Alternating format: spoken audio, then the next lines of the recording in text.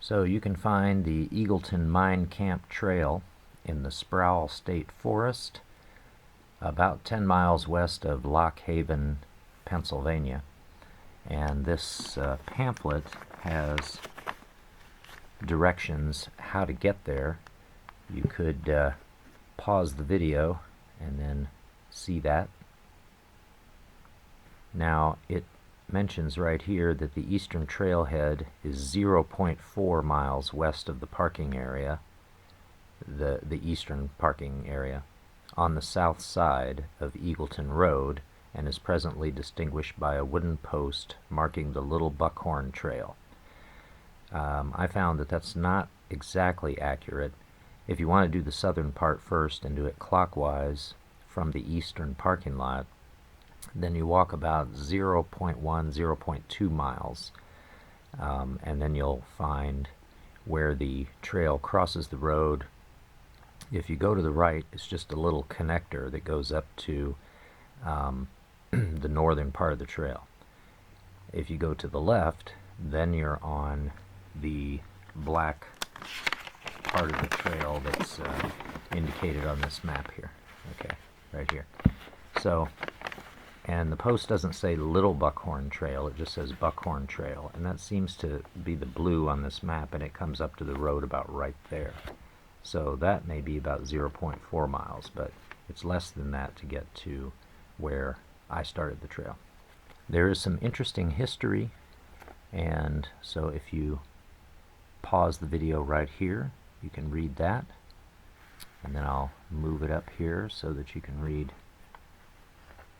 this bottom part here.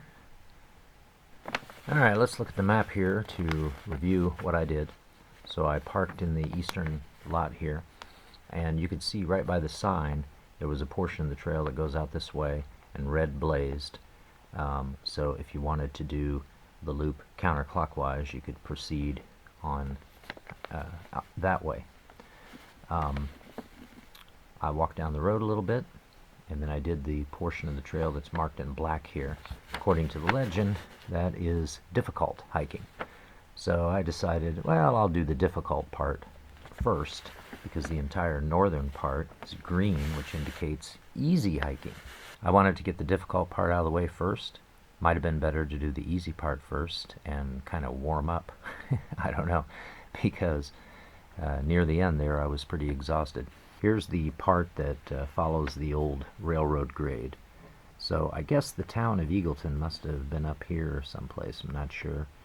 And then this part they call the bootleg path, and it was about, after getting started, it was about an hour and 15 minutes to this point here, where we came to the hunting camp and crossed Boiler Run by a footbridge, and the Boiler Run trail goes on the other side of the creek and goes up that way, and it can take you back to Eagleton Road in case you want to do a shorter loop. So we continued up the trail like so, and when we came to this point right here, marked 3 on the map, that is the Mill Branch Road. Just before that was the Camp Little Nip, where I was able to stop and finally eat without being accosted by ticks. And then on the other side there is the Camp Linger Longer. And then that starts the Slaughtering Ground Trail portion, which took me over an hour to get up. It's a very gradual climb, but it's constant, and obviously it just seemed never-ending. I didn't know it was coming. There are elevation lines on the map, but they're very faint, and it's hard to tell what the differential is there. But there are a few places where it indicates. So 1360 elevation here. So let's say it was around 1300 down here, and then when you finally get up to the top, it's 1840. So it's over 600 feet of elevation gain. As I say, it took me over an hour. It took me about an hour and 6 minutes. So it was very gradual, but it just seemed never-ending. And that's when you come up to the Sandy Road, which is not named on the map here, but that would be this. And then take a right on the Sheer Trap Trail portion, and it was right in here where I encountered the woman coming the other way. She said that she parked in the west lot over here, and that she was going to do a shortened loop and then come back. But by the time I got up there to the parking lot, there was no car there.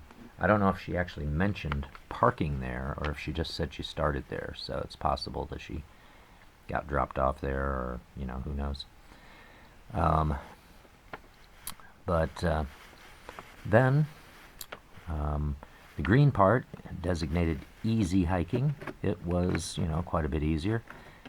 We went up to here. I know that I got up this far and doubled back like so, and then I think I'm not sure if I ended up back on the road here, or if it was over here, because maybe this part here, I don't remember such a long straight stretch, but this part here I think is where I should have taken a left, where there was fencing on this side, and I went straight and very quickly came to the road, and it was just a short distance down from there that I came to the head of the Boiler Run Trail. I'm pretty sure that wasn't far down. Well, you know what, maybe it was. Let me think here. I know that I got to the road just before 2 o'clock, and actually I think the Boiler Run Trail, I think I saw that around 2:45, so I probably did. Actually, it might have been right in here. Maybe this is where I caught the road, where I should have taken a left, but let's see. Well, it says private land on this side, state forest land on that side. The fence was on the left. That would seem to have been fencing off private land, but well, anyway, maybe it was about right here that I got to the road, and then walked the road the rest of the way. So the map indicates that from the marking of 6 here to back to here is by road is 3.1 miles, by trail it's 4.5 miles. So that would mean that I shortened the trip by 1.4 miles, and yeah, just walked the road back to here. So I think after that experience of getting accosted by ticks, and by the way, even though I removed as much of the clothing that I had been wearing as soon as I got to the car, and other things that ticks might have been in contact with, and I put it all in the trunk, I changed out of my boots and took off my socks, put on clean socks and a different pair of shoes, and, you know, basically did whatever I could.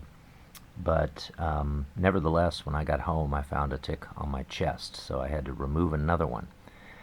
And I think I'm going to just stay off the Pennsylvania trails for a little while here, because I think it may be just this time of the year that they're particularly active. I don't know if it's that, or if it's just in this area here. They're just very active now, more so than other places. I don't know. But one thing's for certain, next time I get on the trail, I'm going to treat everything with permethrin the night before, you know, the day before.